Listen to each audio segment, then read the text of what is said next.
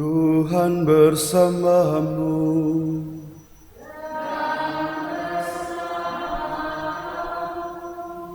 Inilah Injil suci menurut Matius.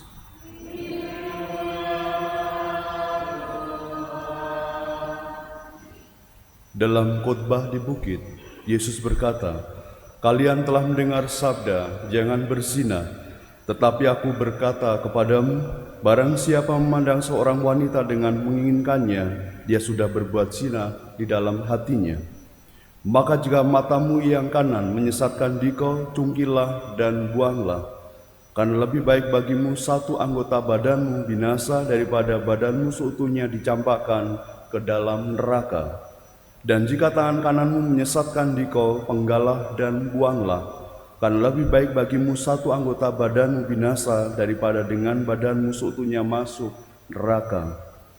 Telah disabdakan juga, barang siapa menceraikan istrinya harus memberi surat cerai kepadanya, tetapi aku berkata kepadamu, barang siapa menceraikan istrinya kecuali karena zina dan membuat istrinya berzina, dan barang siapa kawin dengan wanita yang diceraikan, dia pun berbuat zina."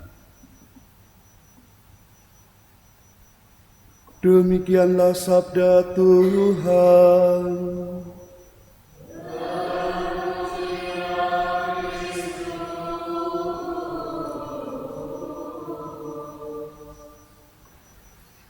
Saudara-saudariku yang terkasih dalam Kristus, sebagaimana Elia senantiasa memuliakan Tuhan dalam semua pekerjaan yang dilakukan dengan baik, hari ini Yesus pun juga mengajak kita untuk melakukan hal-hal baik.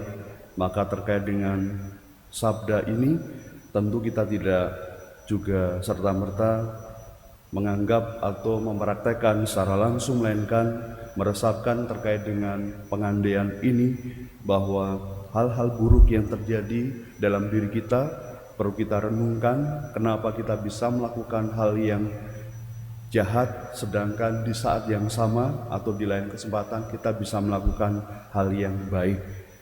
Maka seutuhnya kalau kita ingin masuk ke dalam surga, lakukanlah hal-hal baik senantiasa setiap hari. Dan memang hanya itulah tugas kita sebagai orang-orang yang percaya dan mengikuti keteladanan Yesus. Kesempurnaan ini Yesus berharap kita terapkan dalam keseharian kita, sehingga kesucian itu bukan berada ditentukan ketika hanya pada saat kita mati, tetapi sepanjang justru kita hidup. Karena kalau sudah mati artinya orang sudah tidak bisa melakukan sesuatu apapun, tinggal menunggu penghakiman. Artinya baik yang kita lakukan atau buruk yang kita lakukan, sebenarnya yang tahu adalah diri kita, bukan orang lain. Kalau orang lain yang memberi penilaian atau sebagainya, biarlah itu menjadi suatu kritikan, saran atau usulan yang tentunya baik untuk kita. Sejauh itu tidak berguna atau tidak baik, tidak perlu didengarkan. Karena seringkali justru orang-orang lain itu yang banyak berbicara tentang kita, tetapi kembali lagi yang tahu diri kita adalah kita.